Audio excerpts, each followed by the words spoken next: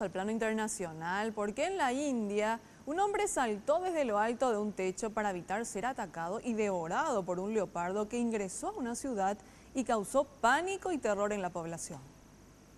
Los medios locales del país indicaron que se trata de un guardabosque y que el felino se paseaba por la localidad de Kuruli, que se encuentra en el área forestal de Kantabanji, en el estado de Odisha. Evidentemente, el animal estaba causando pánico entre los habitantes. La presencia del animal alarmó a los pobladores. Muchos de ellos corrían para salvar sus vidas hasta que el leopardo quedó acorralado en el techo de una vivienda. Ese fue el momento en el que los guardabosques trataron de actuar para capturarlo.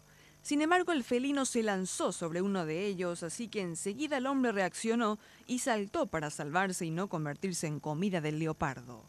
La odisea fue grabada en video donde se aprecia la reacción del animal abalanzándose contra el hombre. Según los reportes de Odisha TV, el leopardo fue capturado después de 12 horas y el saldo fueron 3 personas heridas, incluido el guardabosque que saltó del techo. Las lesiones fueron catalogadas como leves y el animal fue reubicado en el zoológico local.